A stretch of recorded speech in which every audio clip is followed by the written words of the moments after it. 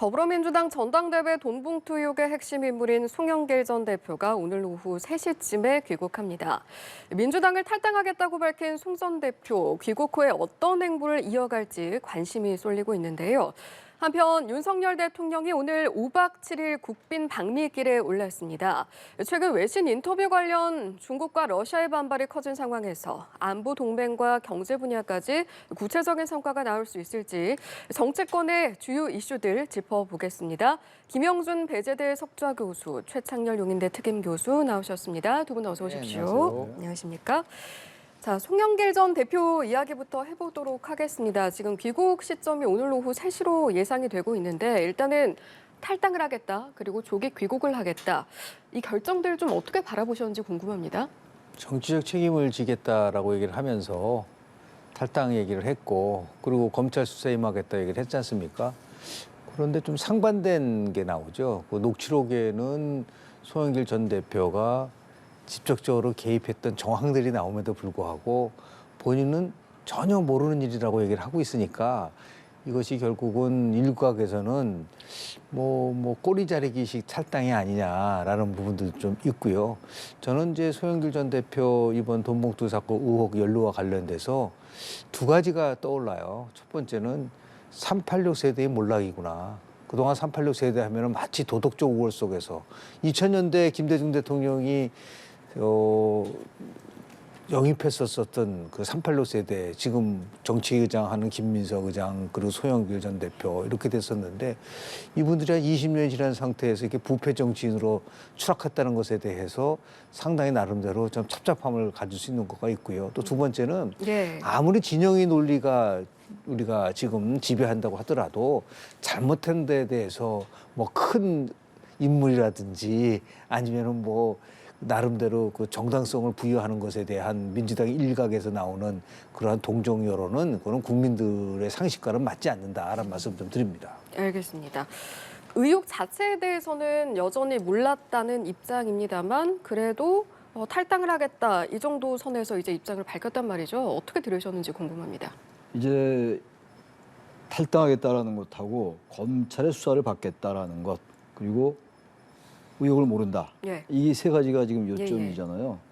그 탈당이라는 건 별로 이 시점에서 큰 의미는 없어요. 다른 사안하고 달라서 물론 탈당을 안 하겠다라고 하면 또 그 자체가 더 문제가 될 수 있겠습니다만 탈당을 안 할 도리가 없겠죠. 본인은 모른다고 합니다만 본인의 그 당대표 경선 때 불거진 의혹 사건이기 때문에 탈당 안 하기 어려울 거예요 아마. 그리고 이게 민주당에서 벌어진 일이기 때문에 탈당을 한다고 해서 꼬리 자르기가 되는 것도 아닐 것이고 이 사건은 아마 지금부터 시작일 겁니다 아마. 지금 이제 단지 송영길 전 대표가 이 의혹에 대해서 아는 바가 없다. 30분 간격으로 그때 운동을 하는 상황이었기 때문에 도저히 뭐 그런 캠프에 보고받지도 못했고 알 수도 없다라는 얘기인데 아무튼 근데 어쨌든 이제 녹취록이 공개된 것을 보면은 연기령이란 말도 나오고 그리고 송영길 전 대표가 최소한 인지할 수 있지 않았을까라는 그런 정황이 담긴 게 있단 말이에요. 그런 합리적 의심이 드는 이제 그런 녹취가 보도를 통해서 나오고 있는 상황이라서 이 부분이 이제 어떻게 입증될지 모르겠는데 중요한 건 그겁니다. 지금 이 사건 자체가 최종적으로 이제 법원의 판단을 받아봐야 될 거 아니겠어요? 시간이 많이 걸릴 거예요. 이게 지금 보도되는 거는 공여자, 이제 돈을 만든 공여자들만 나오고 있는 거라서 지금 여의도에 뭐 이제 의원들 이름이 뭐 나도고 다닌다는데 뭐 전혀 확인할 길이 없는 것이고 CCTV가 있을 리가 만무할 거고 현금으로 이제 주고받았다면은 이것도 증거가 남아 있기 어려울 거예요 아마. 그런 점에서 송영길 전 대표가 이제 부인하는 것 같긴 한데 알 수는 없어요.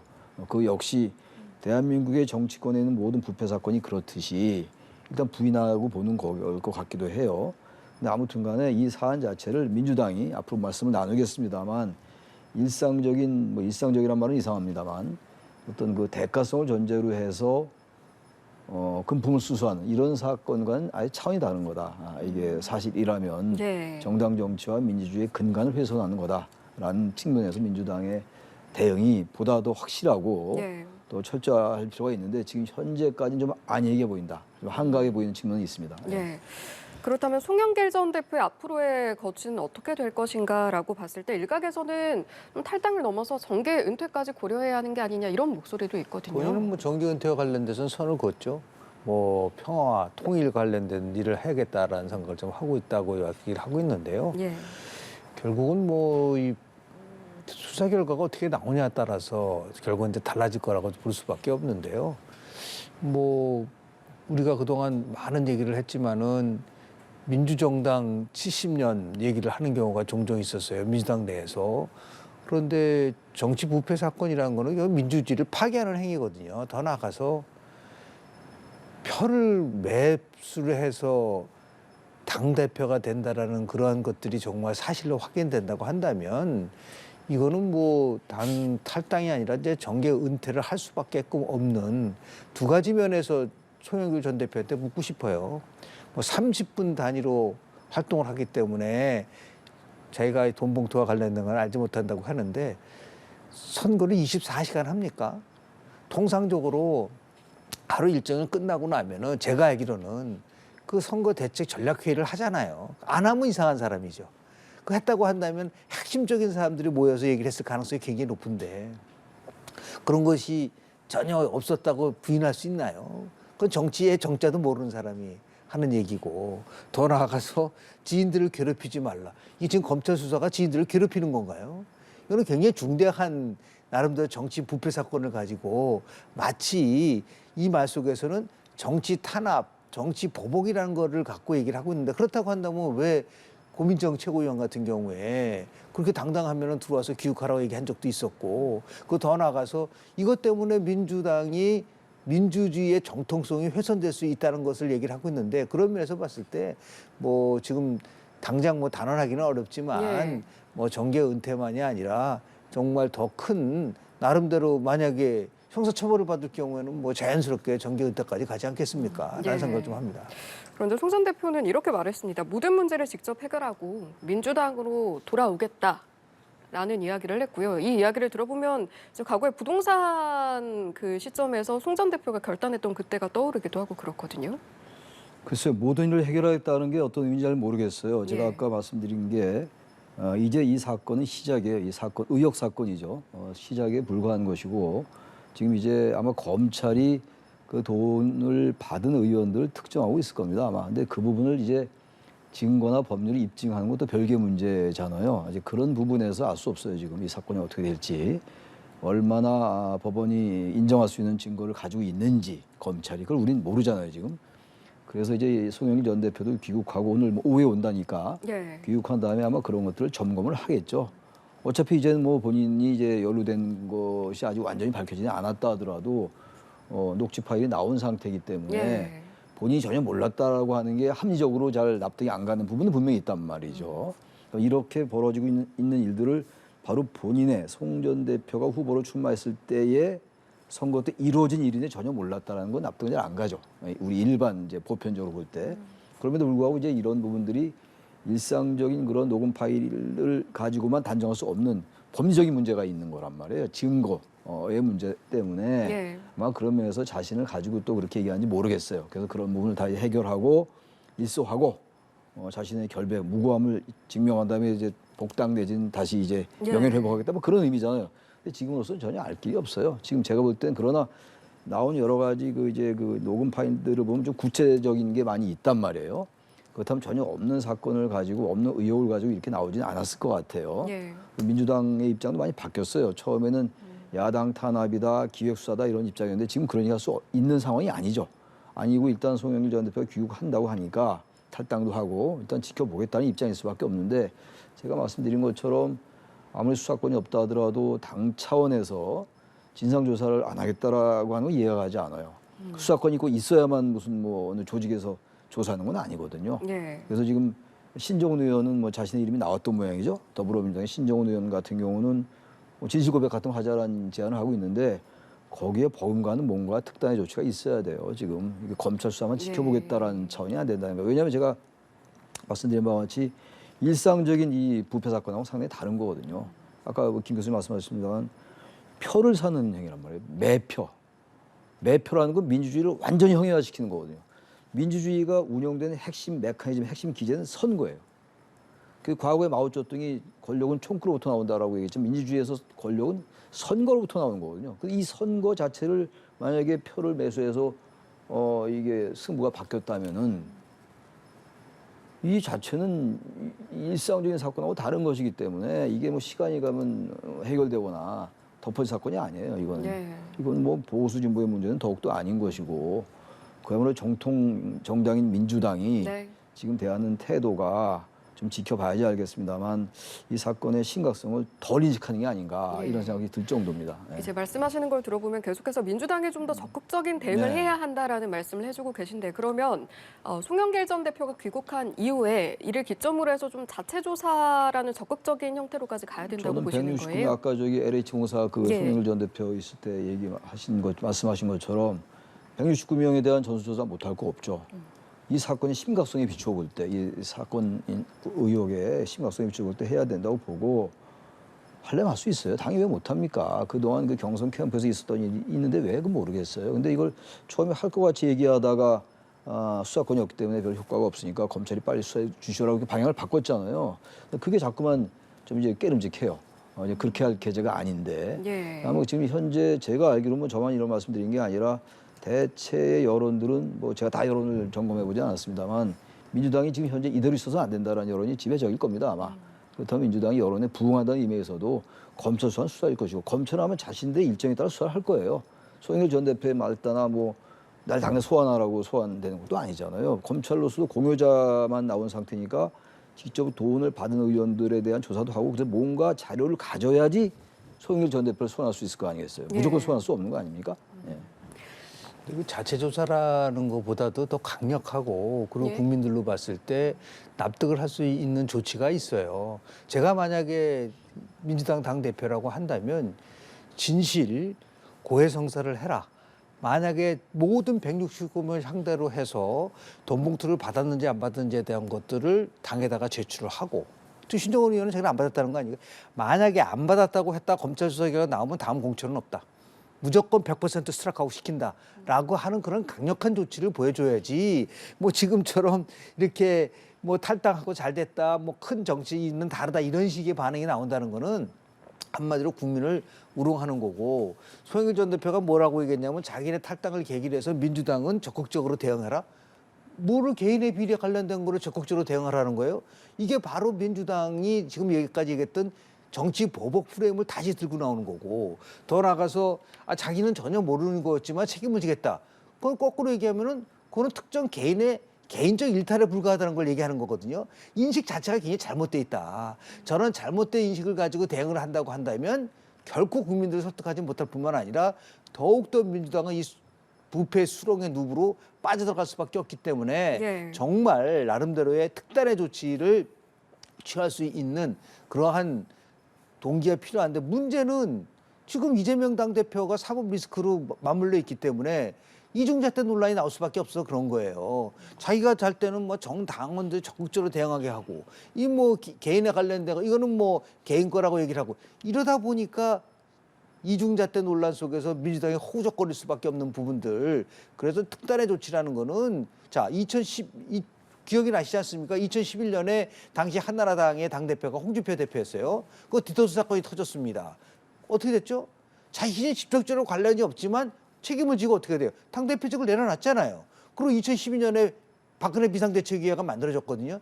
지금 같은 상황 속에서는 정말 민주당이 비상대책위 체제로 가야 된다. 그렇게 해서 이 문제를 풀어나가겠다는 의지를 보여줘야 되는데 지금 이재명 당대표가 사법 리스크 때문에 제가 당대표와 관련된 걸 꼭 쥐고 있는 상황 속에서 이 문제를 과연 제대로 풀어나갈 수 있을 것인가라는 부분 속에서 우려가 좀 많다라는 말씀을 좀 드립니다. 그 민주당이 말이죠. 지금 이제 그 여러 가지 대안을 내놓고 있잖아요. 정책적인 대안, 뭐 전세에 관련된 것도 내놓고 있는데 전세 사기. 지금 이제 이 사건 터졌죠. 그다음 이재명 대표 리스크, 이른바 사법 리스크는 지금 기소 중에 있단 말이에요. 향후 또 검찰이 어떤 수사를 내놓을지 몰라요. 이재명 대표에 대해서. 그러니까 국민들 일반에게는 말이죠. 아주 정말 이재명 대표나 민주당을 지지하는 그런 지지자들이 아닌 다음에는 이 정치가 인식의 문제잖아요. 이미지의 문제란 말이에요. 제가 누누이 말씀드립니다만 이 사건도 그렇고 이재명 대표 사건도 그렇고 알 수가 없어요. 최종적인 대법원 판단 나올 때까지 시간이 너무 많이 걸리는 거예요. 예. 아무튼 그런데 국민들 머릿속에는 일반적인 중도층을 우리가 말씀드린다면 민주당 하면 떠오르는 거 이제 사법 리스크밖에 안 떠올라요, 진짜. 이게 전현직 대표가 다 연루되는 사건 의혹이 되고 말았잖아요, 지금. 게다가 송영길 전 대표 이후에 이제 이재명 대표가 체제가 들어오고 또 개항을 선거가 이제 송영길 전 대표의 지역구였는데 본인이 서울시장 출마하면서 그 지역구를 다 이제 자연스럽게 이재명 대표가 출마하고 이런 상황이 있었단 말이에요. 그러니까 이제 이심 송심이란 말이 오죽하면 나오겠냐고요, 언론에. 근데 이런 부분들을 어떻게 할 거냐 문제예요. 이렇게 해놓고 적당히 가고 시간 간 다음에 아직 법원 판단 안 나왔으니까 그냥 이재명 대표 체제 가고 선거 칠 수 있겠어요, 민주당이 이렇게 해가지고. 제가 항상 국민의힘이 이렇게 해서 안 된다. 집권 세력이 왜 이렇게 무능하냐라고 말씀 많이 드려왔잖아요. 그래서 수도권이 대단히 어렵다. 국민의힘 이런 말씀 많이 드려왔던 걸 제가 기억하는데 예. 이건 그런 상황하고 차원이 다른 거라고요. 그래서 이거는 정말 지도부 사퇴까지도 저는 당내에서 논의가 돼야 된다고 생각해요. 왜냐하면 자꾸 제가 말씀드리는 게 정확히 모르겠습니다만 10명 내지 20명의 현역 의원이 돈을 받았다는 거 아닙니까? 알 수는 없는 의혹이지만. 예. 근데 그런 정당이 그대로 가면서 적당히 가고 검찰 수사만 기다리고 그냥 정책 대안 내놓고 어느 모 의원 말처럼 대의원제 난 폐지하고 김두관 의원이 그런 말씀했던데 그렇게 해서 덮어진 문제가 아니라고요, 이게. 선거 치를 수 없어요, 이런 정당 가지고는. 완전히 바꿔야 돼요, 민주당을. 민주당 지지하는 사람들이 얼마나 실망감을 안기고 있습니까, 이런 예. 상황이. 그런 말씀 다시 한번 강조합니다. 총선을 앞두고 큰 결단이 필요하다라는 말씀이신 건데 이렇게 당 차원에서 강한 조치가 필요하다라는 언급들이 이제 민주당 일부 가에서도 나오긴 하고 있습니다만 동시에 이제 김 교수께서도 앞서 언급해 주셨습니다만 송 전 대표라는 인물 자체에 대한 옹호론에 대한 이야기도 조금씩 나오고 있거든요. 이런 이야기가 함께 나오는 이유는 발언이죠. 뭘까요? 뭐 가슴이 먹먹했다. 정말 영원한 당대표다. 이런 식으로 반응을 한다. 물론 일부지만 전체는 아닐 거라고 예. 좀 봐요. 그리고 무력이 없다. 그 무력이 없는 거하고 부패한 거하고 그게 무력이 없는 사람은 항상 부패하지 않나요? 그런 것도 논리적으로 성립이 되지 않는 거거든요. 다만 이제 지금 걱정스러운 거는 여야가 이런 식으로 국민들로부터 지지를 못 받고 있고 뭐 최근에 여론조사를 보면은 한국갤럽 조사를 보면은 국민의힘 지지도나 민주당 지지도나 무당파 지지도나 거의 같다는 거거든요. 그러니까 국민들 10명 중에 3명 이상이 결국은 지지하는 정당이 없다고 얘기하고 20대 같은 경우는 절반이 넘어요. 중도 같은 경우도 40%를 넘습니다. 자, 이런 상황 속에서 결국은 민주당이 제대로 대처를 하지 못하고 국민의힘의 무기력함이 계속된다고 한다면 이거는 결국은 정당 개편, 다시 제3정당이 급부상할 수 있는 여건이 조성되고 있는 것이 아닌가라는 생각을 좀 하게 돼요. 그러다 네. 보니까 금태섭 전 민주당 의원 같은 경우는 추석 전까지 제3정당의 깃발을 올리겠다고 얘기를 하고 있고 예. 그래서 결국 여야 정당 모두가 지금 위기이기 때문에 이거를 특정 정당에 대한 반사이익을 얻으려고 하는지를 말고 정말 자신들이 국민들 정당에 대해다가 국민들이 인식을 못하지만 유권자 1인당 800원씩 터서 국가보조금을 주거든요. 국가보조금을 받는 정당에서 이런 일들이 벌어지고 있는. 그러니까 난 정의당의 논평이 가장 적절하다고 봐요. 뭐라고 논평을 했냐면 정의당 논평은 이거는 송영길 개인의 문제가 아니라 민주당 자체의 문제다라고 얘기를 했어요. 그런 거를 아주 나름대로 심각하게 받아들여서 어떻게 이걸 대처해 나갈 것인가에 대한 나름대로의 특단의 조치를 강구하지 않으면 결국은 민주당도 국민들로부터 버림받을 수 있다는 것을 저는 분명하게 깨달아야 되지 않을까라는 생각을 합니다. 예, 지지율 말씀을 해주셨으니까 실제로 민주당의 지지율이 하락을 하고 있고 오늘 리얼미터 여론조사 결과만 해도 3.1%포인트 하락한 모습을 보였거든요. 일단은 3시에 송 전 대표가 들어온다고 하는데 그 이후에는 좀 민심이 수습이 될까요? 어떻게 보십니까? 아니, 수습이 될 수가 없죠. 지금 뭐 송영길 전 대표가 귀국하는 거가 민주주의가 무슨 관계가 있냐고요. 의혹 자체가 해소가 안 됐기 해소가 때문에요. 안 되면 수습이 안 될 것이고 그 말씀과 내가 연이어서 말씀드리고 싶은 게 예. 대한민국의 정당체는 적대적 공멸이에요. 적대적 공생이라는 단어를 많이 쓰잖아요. 대한민국의 적대적 공생은 서로 이제 대단히 징후 관계고 혐오 관계이면서도 서로 이제 기득권 카르텔 체제를 유지했다는 의미에서 적대적 공생인데 요즘은 이런 의미입니다. 상대방의 그 실수에 실축, 축구에서 잘못하는 걸 실축이라고 하잖아요. 실축에 힘입어서 거기에 기대서 자신이 이거는 걸 반사이익이라고 그러지 않습니까? 반사이익에 의한 정치인데 뭐 정당 체제에서 어느 정도는 그것도 불가피합니다. 근데 지금 우리나라의 정당 체제는 여든 야든 말이죠. 국민들에게 내세울 게 거의 없어요. 뭐 아무것도 없다고 할 수 있는 건 뭐 제가 어폐가 있습니다만 지금 이 현재 민주당의 이 이른바 부패 연루 의혹 사건과 국민의힘의 여러 가지 자중 질환도 있고 뭐 얘기하려면 너무 길어요. 국민의힘도 같은 레벨에서 비교할 수는 없다 하더라도요. 어쨌든 국민들이 볼 때 한심합니다. 한심하기 때문에 적대적 공생이 아니라 적대적으로 이러다 적대하다가 공생하는 게 아니고 적대하다 공멸합니다. 이렇게 하다가 진짜. 그래서 제3지대 얘기가 이따 나올지 모르겠는데 그 제3지대가 라는 것도 그렇게 만만치도 않아요. 제3지대에 있는 인물들이 과연 깨끗한 인물들이냐 여기에 대해 또 달라지는 거긴 한데 기본적으로 이런 식으로의 정당 체제를 운영한다. 이러면서 자꾸만 정당에 대해서 뭐 현수막 다니면서 보십시오. 이 다른 얘기 나옵니다만 길거리 다니면서 보세요. 그 현수막이라고 붙인 건 문장들을 보시죠. 문장들. 그게 정치입니까 그게? 예? 그러고들 나와서 펴달라고 또 그러는 거 아니겠어요? 저는 이거 보면서 정치하는 분들이 이 어떻게 이런 인식을 가지고 여야 모두 말이죠. 그래서 제가 적대적 공멸이다라는 말 표현을 쓰는 겁니다. 네. 돈봉투 의혹과 관련해서는 사실은 이제 계속해서 두 분께서 말씀하신 게 결국에는 수사에서 밝혀져야 하는 부분이 있다라는 부분인 것 같습니다. 일단 송 전 대표가 스스로 소환 조사해달라라고 요청을 했는데 일단 검찰의 반응을 보면 우린 수순대로 하겠다 이런 그렇죠. 입장인가 봐요. 비슷한 케이스는 아니지만은 2002년도 대통령 선거 끝나고 2003년도에 노무현 정부가 출범하면서 차떼기 사건이 터졌어요. 그럴 때 2003년 12월에 당시 전 정계 은퇴를 했었던 이해창 총재가 직접 검찰로 갔어요. 나 수사 받겠다. 그러니까 전혀 준비되지 않은 상태에서 이 전 총재가 오니까 검찰로서는 뭐 일단은 소환하지 않고 이제 돌려보낸 적이 있는데 그런 거를 뭐 벤치마킹 했는지는 모르겠지만 여하튼 기다리면 당연히 소환 받을 수밖에 없는 거고 그리고 더 나가서 지금 검찰 입장에서 봤을 때는 이정근 전 사무부총장이 녹음했다니 약 3만 건의 그 녹취록을 뭐가 내용이 있는지는 저희들 좀 모르지만 조금씩 흘러나오는 거는 송영길 전 대표도 개입했다라는 정황들이 나오고 있기 때문에 거기에 대한 나름대로의 뭐 정황만 가지고는 안 되니까 어느 정도 실체를 파악을 한 다음에 마지막 수순으로 결국은 그 소환해서 조사를 받지 않을까라는 생각을 좀 하게 되는 거고요. 지금 이제 우리가 꼭 지적을 하고 싶은 부분은 이거예요. 돈봉투 정말 부패는 민주주의를 파괴하는 행위지만 이러한 한국 정치 상황에서는 제2, 제3의 돈봉투 사건이 언제든지 터질 수 있어요. 이거는 잘 2008년도 당시 한나라의 박기태 당대표가 선출될 때도 또 거의 비슷한 것들이 이루어졌기 때문에 당시 또 징계를 받았단 말이에요. 어느 나라에서 이렇게 전 당원들이 모여가지고서 당대표를 뽑고 그런 게 대통령제에서는 거의 없거든요. 미국의 대통령제 속에서의 정당에 있어서의 정당 대표는 원내대표가 합니다. 우리도 이 비대화되고 중앙 집권화된 당대표 체제를 빨리 종식시키는 거로 가는 계기를 삼아야 된다.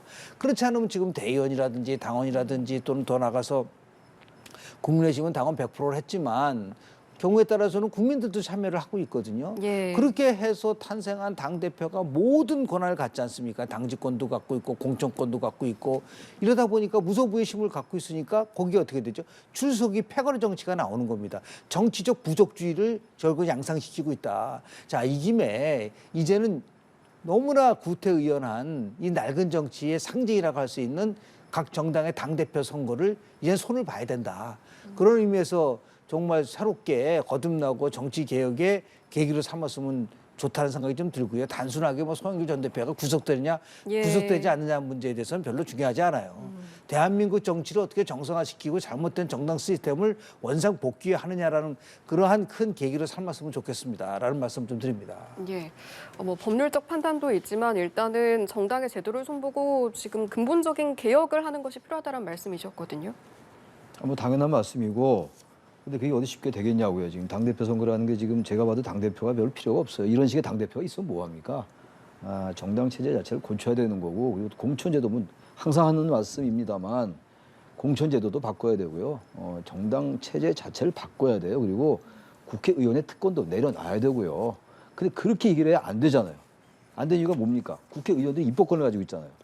정당법도 바꿔야 되고 다 바꿔야 되는데 그 바꾸는 주체가 국민이 아니라 국민의 대표인 국회의원이 돼버렸어요.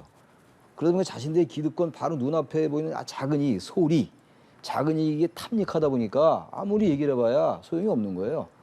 대한민국은 대의민주주의가 거의 형해화되고 말았어요. 지금 국회의원들이 전부 장악을 하고 있고 국회의원의 특권이 너무 많아요. 지금 불체포 특권 그거 여전히 못 내려놓잖아요. 헌법에 아무리 있다고 하더라도 국회법 고치면 얼마나 할 수 있어요 지금.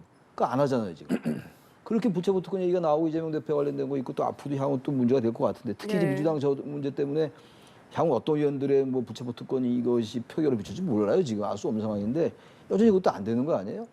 그러니까 이거 대한민국의 이거를 좀 어떻게 해야 될지 대안이 없어요 대안이. 아마 이대로 가다 또 이제 시간이 되면 또 다른 이슈가 나올 겁니다.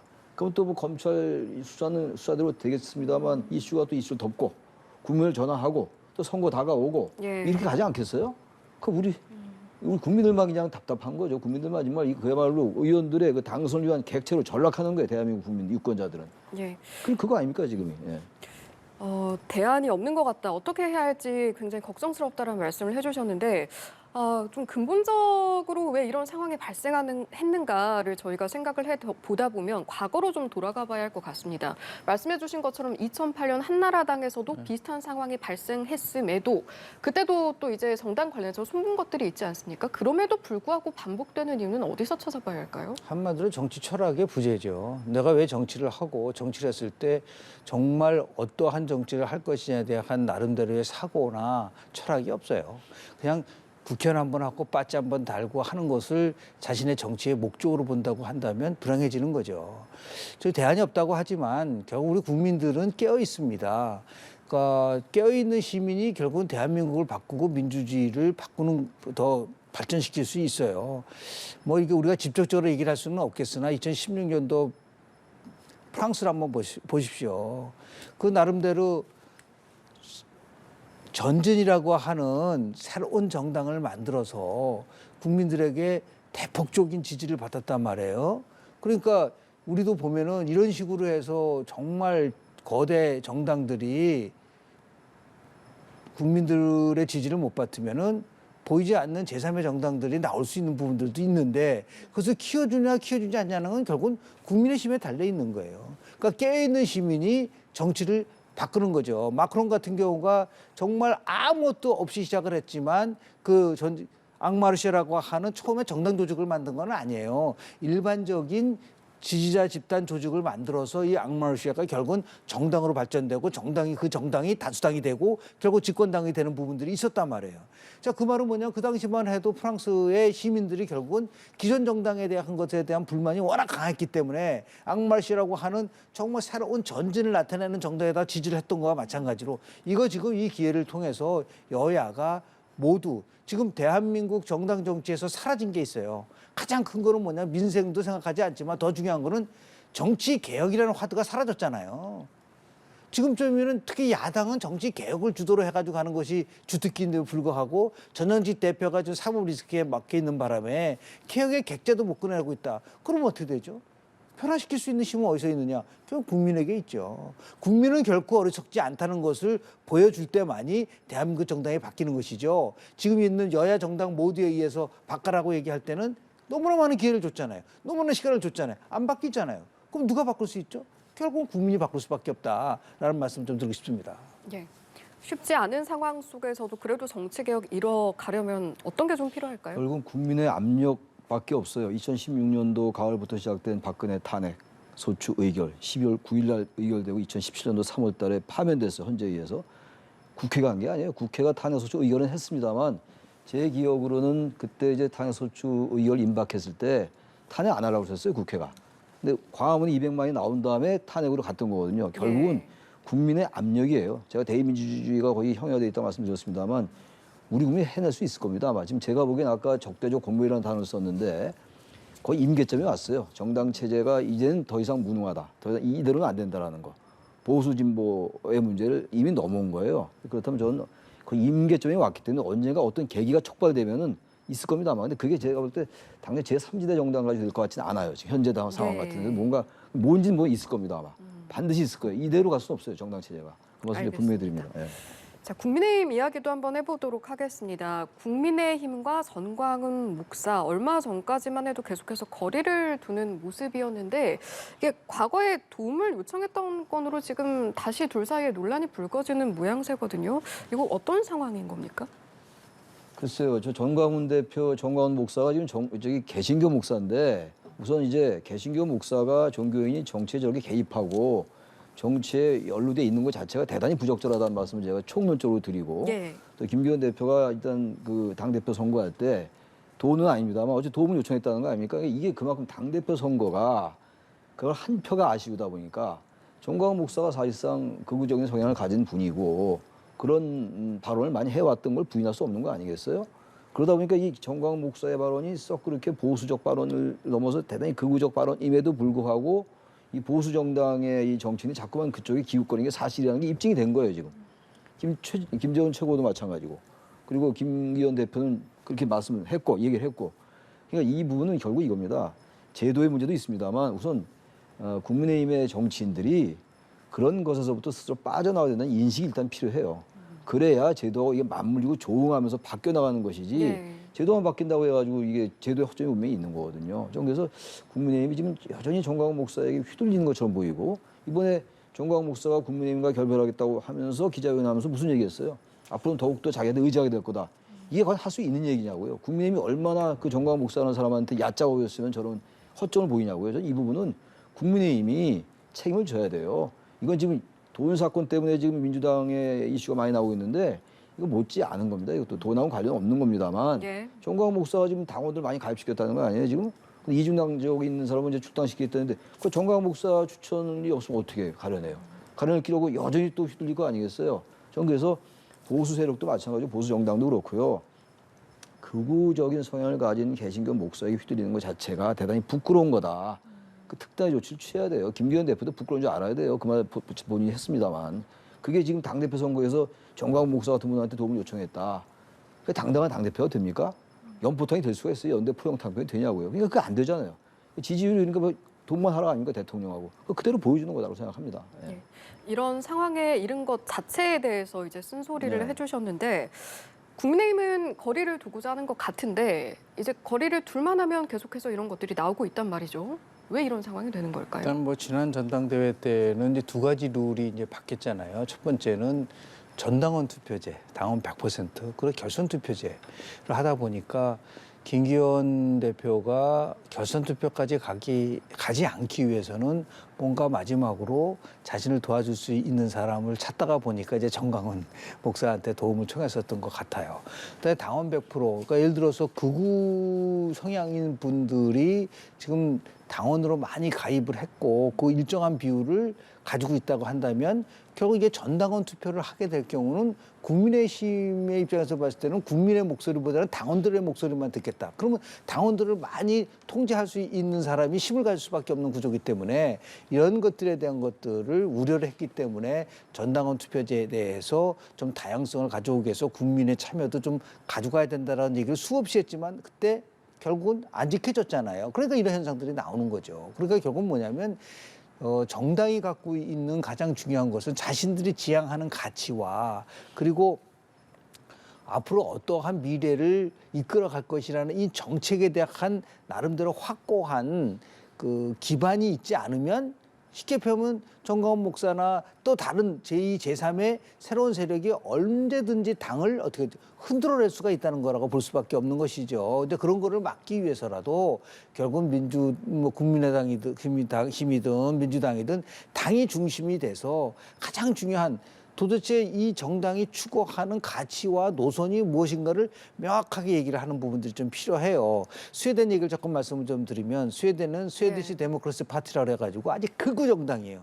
그런데 이 극우 정당이 이민 정책에 대해서 반대를 하면서 아주 급부상을 했거든요. 그 지금 2위 정당이 됐단 말이에요. 그럼에도 불구하고 연정을 할 때 되면은 이 극우 정당이랑은 안 합니다. 왜냐하면 너무 극우적으로 가기 때문에 마찬가지죠. 아무리 표가 구하다 하더라도 자신의 노선과 다르고 극단적 사고에 있는 사람들이랑은 정당이 알아서 구분해서 쉴드를 치고 결국은 독자적인 행동을 할 수 있어야지 어렵다고 가서 손을 내밀면은 항상 거기에 종속될 수밖에 없는 부분들이 있기 때문에 자 이제 지나간 일이고 이제 남은 총선 1년 전 정도 돼 있는데요. 예. 이제 결국은 국민의힘이든 민주당이든 인식의 대전환과 뭔가 변화하겠다라고 하는 몸부림을 좀 보여주는 그런 계기가 조금씩 만들어지고 있다라는 점에서 예. 지금 국민들은 지켜보고 있습니다. 이렇게까지 상황이 왔는데 과연 어느 정당이 변하면 살고 변하지 않으면 망한다라는 게 대원칙 아닙니까? 이런 것을 깊이 인식해야 되지 않나 하는 생각을 좀 합니다.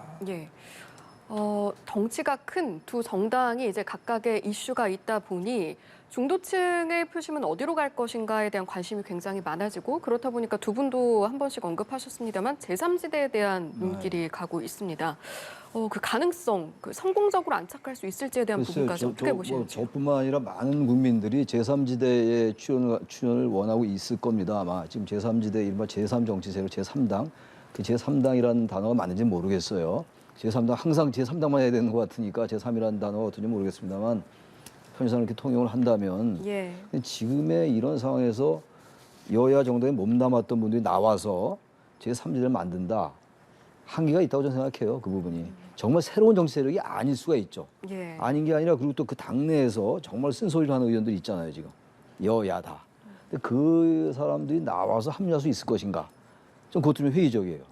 제가 여기서 아직 단계에서는 누구라고 말씀드리긴 좀 그렇습니다만 예. 그분들이 나와가지고 정말로 새로운 정치를 만들면 제3지대에 대한 주목이 높아지겠는데 그렇지 않고 단순히 비명, 비윤 이렇게 해서 총선 앞두고 공천받기 어려워서 나와서 제3정당 만든다. 이렇다면 이게 대단히 한계가 있다. 2016년도 국민의당 같은 경우도 36 써줬어요. 근데 결국은 뭐 흡수되고 말았지 않았어요. 바른미래당 갖다 결국 국민의힘으로 갔고 1995년도 다 얘기하는 겁니다. 자민련, 자유민주연합. 그때 김정필 총재 때 50석 얻었습니다. 자민련 근데 결국은 뭐 다 해체되고 말았어요. 흡수되고 말았는데 한국 정당 체제에서 제3지대가 그만큼 어렵다는 얘기예요. 제3지대가 나오려면은 기존의 정당 문법이나 정치 문법이랑 절대로 안 돼요. 성공 못 합니다. 절대. 단언컨대. 완전히 새로운 정치 문법을 해야 돼요. 정치를 재구성해가지고 예. 아예 완전히 새로운 인물들이 나오면 국민들이 주목할 겁니다. 아마.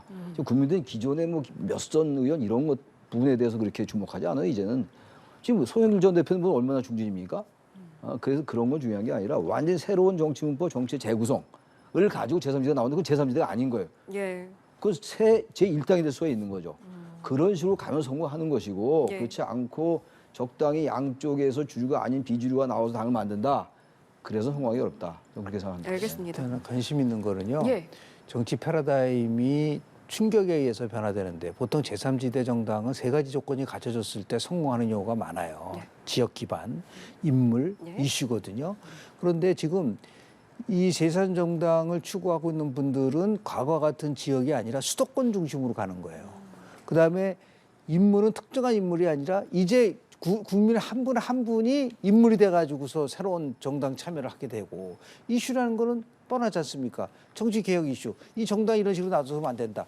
그 결론 얘기하면 지금 상태에서는 굉장히 제3지대 정당이 성공하지 못할 것 같지만 큰 틀 속에서 대한민국의 정치만이 아니라 모든 나라에 있어서의 정치적인 지형이 변화되고 있는 상황 속에 의외의 결과가 나올 수도 있어요. 근데 이거는 결국 누구에서 결정되냐면 제3지대에서 결정되는 것이 아니라 거대 정당들이 남은 기간 동안에 국민들의 신뢰와 지지를 받지 못하는 그러한 나름대로의 일탈행위를 계속하면 할수록 예. 제3지대의 탄생과 더불어서 제3지대가 힘을 받을 수 있는 그러한 계기, 그러한 가능성은 점점 많아질 수 있다라는 면에서 어떻게 보면은 뭐 경종을 울리고 있는 부분이 있다고 보는 거고요. 차라리 제3지대 정당이 급부상할 수 있다는 것이 자꾸만 현실화될 때 여야 정당도 결국은 살아남기 위해서 생존하기 위해서 변화될 수 있는 길을 찾지 않을까라는 생각을 좀 합니다. 예. 여러 가지 역학 구도가 얽혀 있는 거네요. 알겠습니다. 자, 이 내용 여기까지 하고 외교 이야기로 넘어가 보도록 하겠습니다. 윤석열 대통령 한미 정상회담을 앞두고 이제 오늘 출국을 하게 되는데 어떤 부분 좀 주목해서 보고 계신지요? 뭐 경제와 안보겠죠. 우선 안보죠. 안보. 지금 뭐 남북 관계가 워낙 강대강 대치로 가니까 굉장히 불안해요. 진짜 이제는. 언제 무슨 일이 털지 이제 알 수 없을 정도로 불안해하는 국민들이 많아요. 지금 제가 보니까. 그래서 이른바 핵 확장 억제 전략. 예, 예. 그러니까 미국의 핵 자산을 우리한테 언제든지 공개 이제 제공하겠다 이런 것들을 확실하게 한다는 게 중요하겠죠. 이른바 문서로 한다는 말도 있던데 뭐 지금까지 여태까지 미국을 그렇게 믿어왔습니다만 미국도 국익에 따라서 움직이는 나라니까 이게 이제 더 공식화되고 문서화 된다면 좀 안심이 되겠죠. 그게 하나 있을 것이고 확장 억제 전략이에요. 그리고 핵을 얼마나 우리와 같이 실제로 운용하냐 문제인데 미국이 얼마나 우리나라와 핵을 공유할 수 있을까는 저는 의문부예요, 사실은 이 부분이. 예. 지금 윤 대통령이 지금 국빈 방문 아닙니까?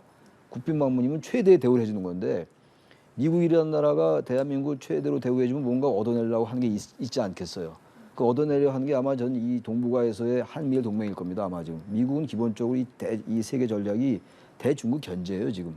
한국이 자꾸 좀 빠져들어간 것 같은 안타까움이 좀 있는데 이른바 이제 전략적 모호성에서 전략적 설명성으로 자꾸만 가는 것 같아요. 우리나라 외교 노선이. 근데 저는 그것도 대단히 불안해 보이긴 합니다만 아무튼간에 우선은 한미 간의 동맹을 더 확고히 하고 예. 핵 우선을 더 확실히 한다는 게 있고 또 경제 문제입니다. 지금 경제. 다 얘기하는 예. 거는 IRA라는 거, 예. 이제 인플레이션 감축법 그리고 이제 반도체법 이런 부분들을 뭐 한미 간의 실무소에서 많이 논의가 돼 있다고 합니다만 얼마 더 확실하게 할 것인가 이게 더 관건일 거예요. 게다가 지금 요새 나오는 게 우크라이나 관련 발언이라든지 중국 네. 발언 이런 것들이 또 잘못 얘기가 되면 이게 또 일파만파 될 수 있어요. 그동안에 윤 대통령 해외 순방 결과를 보면 항상 이게 뭔가 안 좋은 후폭풍이 있었잖아요. 이번엔 그런 일 없이 가능하면은 절제된 발언 그리고 신중한 발언을 통해서 그런 이제 역풍 불지 않게끔 하면서 경제와 안보 이쪽 두 개에 기대하는 바가 큰 거죠 지금. 예. 경제 안보에 있어서 이제 어떤 부분이 의제로 다뤄질 것인가 그리고 최근에 이제 윤 대통령 외신 인터뷰 이후에 또 중러가 거세게 반발을 했잖아요. 그래서 그런 화두들은 좀 어떻게 될 것인가 좀 관심이 많이 모이는 것 같거든요. 실제로 이제 순방 외교를 할 때 두 가지 원칙이 있잖아요. 외교라는 거는 여러 가지 원칙이 있어요. 예를 들어서 뭐 우리가 얘기하는 동맹 외교될 수 있고 실용 외교될 수 있고 자주 외교될 수가 있는데 지금 얘기하는 외교의 지금 현 상황에서의 방향성은 결국 한미동맹 강화라고 볼 수밖에 없는 거라고 볼 수 있어요. 당연히 뭐 러시아나 중국이 반대할 수 있는데 참 안타까운 거는 우리가 선진국이라고 한다면 이유야 어쨌든 간에 대통령이 외국 순방을 할 때는 초당적으로 그 나름대로 응원도 하고 지지도 해야 되는 거 아닌가요? 그런데 벌써 순방 전에 망할 것 같다. 저희 가서 이상한 얘기 하지 마라. 이런 식의 접근. 그러면 민주당은 나중에 정권을 안 잡으려고 합니까? 야당이 그런 식으로 표피적으로 간다는 거는 굉장히 유감스러운 부분들이라고 보고요. 결과를 보고 얘기를 해야지 결과가 나오기도 전에 벌써 그건 잘못할 거로 단정 짓는 부분들은 굉장히 저는 좋지 않은 부분이고요. 예. 가장 저는 핵심은 이겁니다. 물론 경제 외교 중에서도 나토식 핵 공유인데 나토식 핵 공유의 핵심은 뭐냐면 그동안 핵과 관련돼서는 미국은 대한민국에 전혀 정보를 주지 않았어요. 그런데 이번에 만약에 핵 공유와 관련된 정보를 서로 공유하면서 가져간다는 것은 엄청난 나름대로의 성과라고 볼 수가 있는 부분이기 때문에 이게 나름대로 결국은 윤석열 대통령이 바이든 대통령 만나서 만약에 도출해낸다고 한다면 굉장히 큰 성과로 기록되지 않을까라는 생각을 좀 합니다. 예. 경제는 사실 IRA 이야기가 나올지 않을지 굉장히 관심이 컸는데 지금까지 나온 내용을 보면 의제로 다뤄지지 않을 가능성이 큰 것 같더라고요. 그래서 뭐 정시 의제가 아니더라도 어떤 형태로든 간에 얘기가 나올 수밖에 없죠. 경제 얘기를 하는데 지금 우리나라 기업이 제일 어려운 부분이 바로 그 부분인데 예. 단지 이제 IRA 문제하고 반도체 관련된 게 우리나라 요구가 많이 반영됐다라는 주장이 있어요. 아마 그렇기 때문에 굳이 정상회담 의제로 채택될 필요 없지 않느냐라고 그러는데 그것도 완전히 확인할 수 없는 것이고 저는 그래서 이번에 이 IRA 문제를 확실하게 윤 대통령하고 바이든 대통령하고 예. 결말 좀 줬으면 좋겠어요. 이게 지금 어느 정도 성과가 있는 것 같다가도 또 어떤 보도를 보면 또 그렇지 않고 이렇단 말이에요. 예. 그래서 뭐 정상회담 의제로 채택되지 않을 것 같다고 합니다만 전 어느 정도는 이건 얘기가 돼야 된다. 그래서 뭔가 발표에 나와야 돼요. 이게 우리나라 기업이 제일 어려운 게 바로 이 부분이거든요. 예. 국빈 방문한다고 초대해놓고 이런 거 잘 안 해주면 안 되죠. 그러니까 한미 동맹에 대한 것도 확실히 가져와야 되고 예. 우리도 거기에 대한 상황은 뭐가 있어야 되겠죠. 경제 사절단도 가고 그러니까 그런 점은 어쨌든 분명히 할 필요가 있다고 생각합니다. 알겠습니다. 자, 5박 7일간의 방미 일정에서 어떤 것들이 논의되고 또 어떤 것들을 가져올 수 있을지 함께 지켜보도록 하시죠. 오늘 말씀 여기까지 듣고 마무리하겠습니다. 최창렬 용인대 특임 교수 김영준 배재대 석좌 교수와 함께했습니다. 고맙습니다. 네, 고맙습니다.